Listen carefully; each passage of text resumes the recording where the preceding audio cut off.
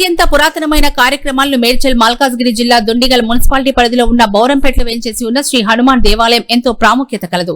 అలాంటి ఆలయ కమిటీ ఆధ్వర్యంలో ఆలయాన్ని బాగా అభివృద్ధి చేశారు. ఇటీవల వినాయక చవితి ఉత్సవాలు కూడా ఇదే ఆలయంలో అంగరంగ వైభవంగా నిర్వహించారు. లడ్డు వేలంపాట 10,21,000 రూపాయలకు రైతు సరుగారి రాజురెడ్డి దక్కించుకోవడం జరిగింది. ఒకప్పుడు చిన్నగా ఉన్న హనుమాన్ ఆలయాన్ని పునరుద్ధరించి దాతల సహకారంతో అద్భుతంగా నిర్మించడం జరిగింది. అయితే దాతలు ముందుకొచ్చిన పక్షంలో ఆలయంలో ఉన్న శివుడి ఆలయాన్ని పెద్దదిగా చేయాలని ప్రతిపాదన ఉందని సభ్యులు తెలిపారు. దీనికి సంబంధించి ప్రయత్నాలు చేస్తున్నామని కూడా సర్గారు కృష్ణారెడ్డి వివరించారు. సత్తుపల్లి పట్టణంలో ఇప్పుడు మనం మేడ్చల్ మల్కాజ్గిరి జిల్లాలోని దుండిగల్ మున్సిపాలిటీ బౌరంపేటలో ఉన్నాము. ఇక్కడ అభయాంజనేయ స్వామి టెంపుల్ వద్ద ఉన్నాము. ఇక్కడ ఈ మధ్యకాలంలో ఇక్కడ ఈ టెంపుల్ అభివృద్ధికి సంబంధించి అనేక చర్యలు తీసుకుంటున్నారు. ఈ నేపథ్యంలో ఇక్కడ నిర్వాహకులు కృష్ణారెడ్డి మరియు ఇతరులు ధర్మారెడ్డి తదితరులు ఉన్నారు. వాళ్ళని అడుగు చెప్పండి. ఇక్కడ అభయాంజనేయ స్వామి అని చెప్పి త్రేతాయుగం నుంచి కూడా పూర్వీకులు మా తాతలు ముత్తాతల ముందు నుంచి కూడా ఇక్కడ ఉందని చెప్పారు. అసలు అప్పట్లో మేము చిన్నప్పుడు ఇక్కడే ఆడుకునే వాళ్ళు. పెరుమాళ్ళు అని చెప్పి మా ఇంటి అవతల రోడ్డు అవతల ఉండేది. మేము చిన్నప్పుడు అక్కడే ఆడుకునేవాళ్ళు పెరుమాళ్ళు అని. ఇక్కడ ఈ టెంపుల్లో కూడా మన గణపతి కానీ మన ఆంజనేయ స్వామి కానీ శివలింగం కానీ చిన్నగా ఉండేది. ఒకటే చిన్న గుడి ఉండేది.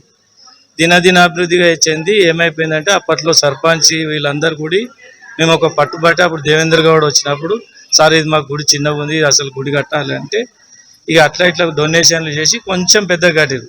తర్వాత పిల్లలు మా ధర్మారెడ్డి కానీ మా పిల్లలు మా కమిటీ అందరు కలిసి ఏం చేసిరంటే ఇది ఇట్లా కాదు అని చెప్పి గోపురాలు పెడదామని చెప్పేసి మంచిగా బ్రహ్మాండంగా ఈరోజు స్లాబ్ వేసేసి మంచి దాన్ని పిల్లలు కట్టి అక్కడ నుంచి పిలిపించి అత్యంత బ్రహ్మాండంగా ఎక్కడ లేనటువంటి గోపురాలు కూడా కట్టించి చాలా బ్రహ్మాండంగా దాని పాలరాతితోటి కట్టడం జరుగుతుంది.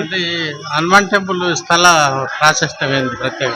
ఈ స్థల ప్రాశస్త్యం నేను చెప్తున్నా కదా, గత త్రేతాయుగంలో బ్రహ్మరాంబ తల్లి ఇక్కడ ఈ యొక్క అరిష్టం పట్టిందంట గ్రామానికి. అప్పట్లో అమ్మవారిని మంత్రకాళ్ళు అని చెప్పి ఇక్కడ మొత్తం బీభోత్సవం చేస్తుంటే అమ్మవారిని అమ్మ నువ్వే కాపాడాలని చెప్పి అప్పట్లో ఆమెను వేడుకుంటే ఆమె అత్యంత భయంకరంగా విశ్వరూపం దాల్చి గ్రామంలో మధ్యరాత్రి వచ్చేసి ఆంజనేయ స్వామిని ఆదేశించిందంట. 4 దిక్కులో నిలిచిండు, ఎవరు వస్తారు చూద్దాం ఇక్కడ నేను చేస్తా అని చెప్పేసి అమ్మవారు విశ్వరూపం చూపించి ఆ మంత్రకాలను చంపేయడం జరిగిందట, సంహరించడం జరిగిందని. ఆంజనేయులు 4 దిక్కులో శిలా విగ్రహం అయిపోయింది అని చెప్పేసి మా ఒక ముత్తాత ఒక పెద్ద మనిషి నాకు చెప్పిన విషయం ఇది. అతను గోధుమకుంటలో ఉండేది. ఈ అసలు పేరు బ్రహ్మరాంబపేట. అప్పట్లో మాకు తెలివిలేక ముందు కూడా గ్రామ పంచాయతీ మీద ఉండేనంట బ్రహ్మరాంబపేట అని. అది గ్రామ పంచాయతీ చిన్నగా ఉండే, ఆ గ్రామ పంచాయతీ మీద కూడా రాసి ఉండేనండి. ఒక కోనేరు అని ఉండే, కోనేరులో కూడా రాసి ఉందండి. అలాంటిది ఈ హనుమాన్ ఫస్ట్ ఆదేశించిందంటే ఇక్కడ నిలబడమని హనుమంత్ ఆంజనేయ స్వామిని. అందుకే అభయం ఇస్తూ నేను ఇక్కడ ఉంటా అని చెప్పి ఎవరేం బాధపడదని అభయం ఇస్తూ అభయాంజనేయ స్వామిగా ఇక్కడ ఆయన పేరు ప్రత్యేకతలు జరిగి ఆయన భక్త కోటితోటి ఆయన నీరాజనలు అందుకుంటూ ఈ యొక్క మా యొక్క బస్తీని కానీ ఇక్కడ ఉన్న గ్రామాన్ని కానీ సర్వరక్షిస్తూ ఆయన సదా ఆయన పాదాభివందనం చేసుకుంటున్నారు. అంటే ఇప్పుడు ఈ గుళ్ళో ఏమేమి విగ్రహాలు అంటే దేవతలు? ఇక్కడ గణపతి శివాలయం బ్రహ్మరాంబ ఉన్నది. ఇప్పుడు మాకు వచ్చేసి శివలింగం చిన్నగా అయిపోయింది గుడి కూడా. ఇంకొంచెం దాతలు సహకరిస్తే పెద్ద కట్టుకొని కొంచెం శివలింగాన్ని అమ్మవారిని పక్కన వినాయకుని పెట్టుకోవాలని మాకు రాసి ఉంది. దాతలు ఎవరన్నా సహకరిస్తే తప్పకుండా మా కమిటీకి నివేదిక అందిస్తాం, మా యొక్క స్క్రీన్ పెడతాం. దాని ద్వారా భక్తులు ఎవరైనా ఉంటే వాళ్ళకు అన్ని వాళ్ళ కోరికలు కూడా తీరుతాయి ఆ డొనేషన్ చేసినట్టయితే. మాకు అంటే స్థలం ఎట్లా సేకరణ?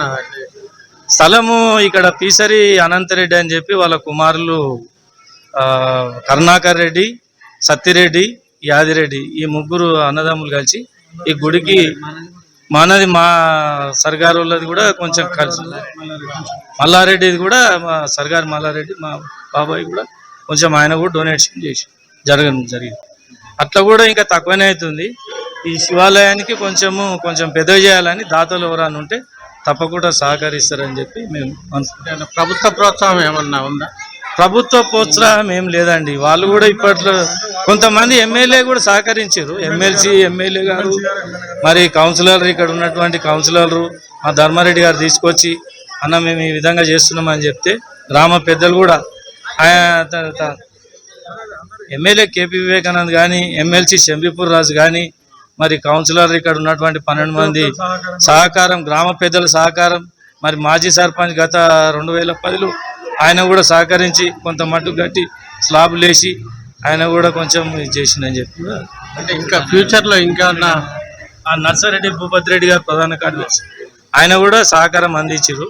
నిన్న రాత్రే వచ్చారంట, నేను ఆయన కూడా ఆయన సహకారం కూడా ఇప్పుడు ఉన్నాయి కాకుండా మీ ప్రపోజల్స్ కొత్తగా ఏమన్నా ఇంకా పెట్టాలి, చుట్టుముట్టు ఒక బోర్ వేసినాం, గిలిసులు పెట్టాలి, డోర్ ఎక్కియాలి, సూర్యుడు తలపాలి, లోపల బండలేయాలి, ఇంకా ఇవన్నీ పనులు చేసేటి ఇంకా చాలా ఉన్నాయి.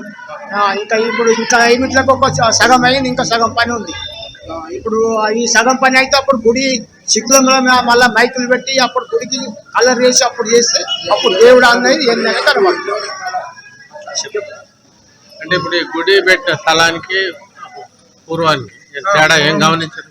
పూర్వానికి ఇప్పటికి చాలా గమనిస్తారు. గ్రామ పెద్దలు కూడా అబ్బా ఏంది ఇది, ఫస్ట్ గుడి ఎట్లుండే ఇప్పుడు ఏంది అని ఆశ్చర్యపోతుంది.